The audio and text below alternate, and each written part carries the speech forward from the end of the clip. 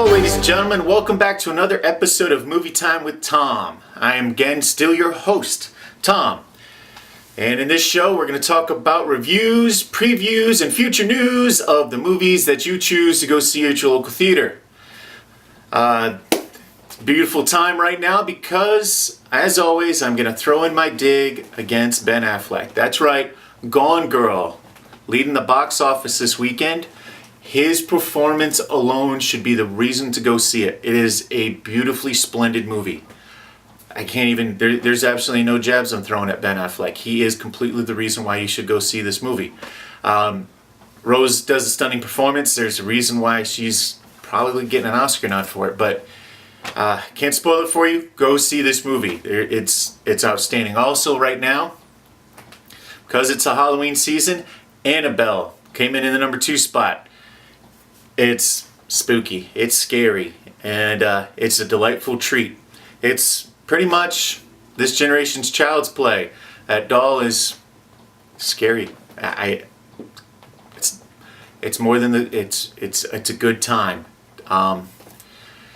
Also out right now is The Equalizer. Denzel pulling in the 3rd spot. Yep, he's still Denzel. He's still kick your butt. I mean, the guy's great. He's a box office superstar phenom for a reason. Also out for the kids, coming in the 4th and 5th spot is Box Trolls and The Maze Runner.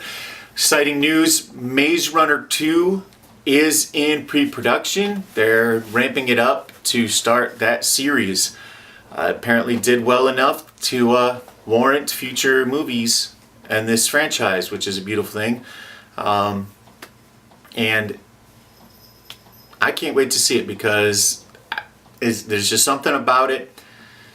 Maybe it's the rat in me that likes going for the cheese at the end. It kind of makes me want to see this post-apocalyptic battlefield that they're been trained to go fight in. Movies coming up in the theater this weekend. That's right, stuff you want to go see. The Battle of the Roberts. Robert Downey Jr. versus Robert Duvall. Both outstanding actors in their own right in The Judge.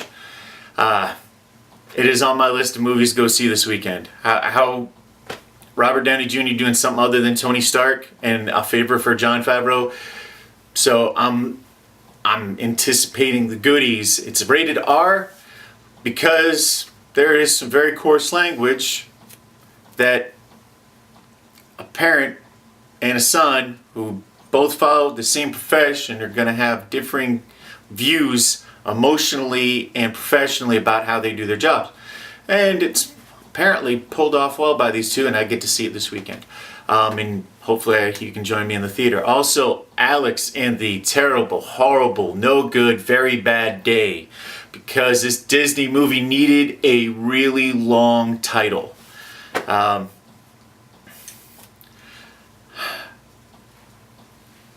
I don't know what to say. I've had days just like this, just from the commercials and the previews and the trailers.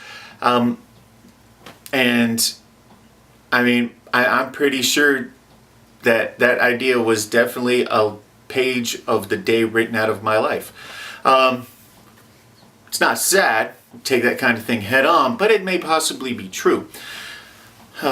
If I get a check in the mail saying it is true, then I'll let you guys know. If not, it's just a thing that everyone else is dealing with.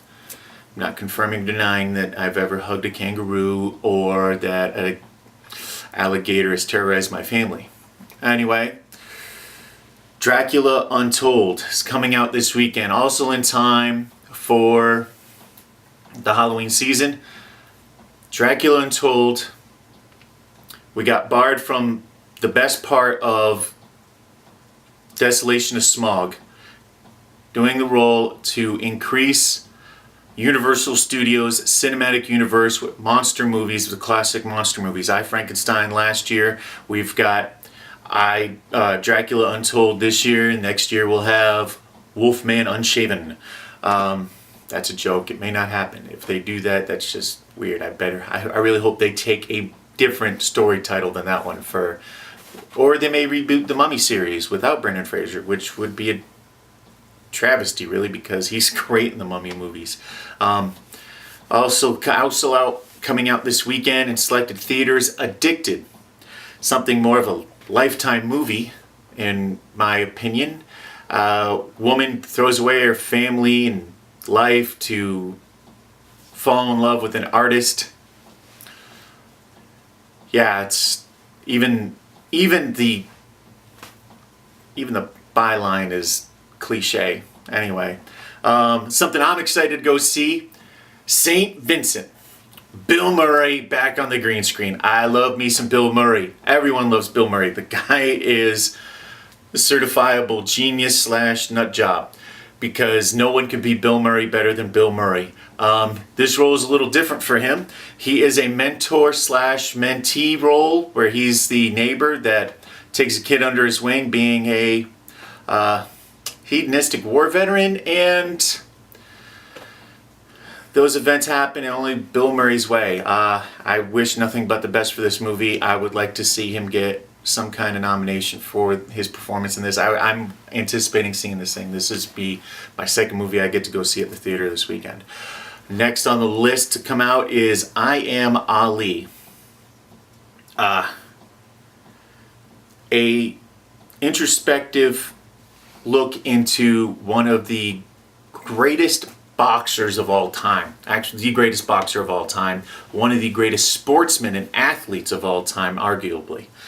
And they take a candid life into his life while he is still alive, his family members that know him, interviews, behind the scenes footage, and they make a movie documentary about it, about one of the best champions for the causes he championed in his life. And that's I'm hoping, because he has had a very storied life and he has struggled and strove to get it. I'm hoping that it's better than the Will Smith Ali. Well, nothing wrong with Will Smith's Ali, but it wasn't complete. Kind of hard to do a biography or a biopic on somebody when they're still alive. There's still much of a story to be told. Coming out in the future, Fury. Brad Pitt drives a tank towards the end of World War II. It's 4 years of this tank crew together, and it's just a 24-hour period where they have gelled. They have all the bells and whistles. They have all the cool gadgets that you put on a tank in the end of World War II. So I'm wanting to see it because they actually spent the time and got the history right with it, and talked about this tank crew. Also coming out a couple movies: Best of Me, Book of Life. I'm not really sure about either of those. I'm not really planning on putting that on my calendar to look forward to. Future project in development: Amazing Spider-Man 3. This leads into Sinister Six. Yes, all 6 villains of the Sinister Six in their own movie, showcasing the villains that Spider-Man has defeated, and a philosophy that all villains go by is, the hero has to win every single fight. The villain just has to win one. So I'm hoping that it is not an action-driven dribble. I really want to see the texture of these characters as they come through. And depending on how it does at the theater, will allow or not allow. They're in talks, negotiations right now of seeing Spider-Man in the Avengers franchise, seeing the crossover if that happens. I want to see it. I want to see Marvel pull everyone back in. It's, but as long as those contracts are being obligated and they're making movies that make money, then it's possibly never going to happen for us. But there may be in talks to give the fans what they want, because the fans with the money are the ones that are making these decisions happen. All right. And now for the part of the story that we get to towards the end of the show, my future off the wall one shot. And this one is coming out of Matt Cloud's V2 Productions. It's a 45-year-old franchise, Night of the Living Dead Genesis. It's coming 2015. They're almost done wrapping up there up in the West Virginia border, on location at some of the most haunted, spooky sites imaginable. It should be a great thrill treat for all viewers, especially fans of the franchise and horror fans everywhere. Alright, so use this to help decide what movies you want to go see this weekend, what to put on your calendar, what you want to go see later on in life, and as always, have fun, visit the concession stand, and enjoy the movies. I'm Tom, and this is Movie Time with Tom. Thank you.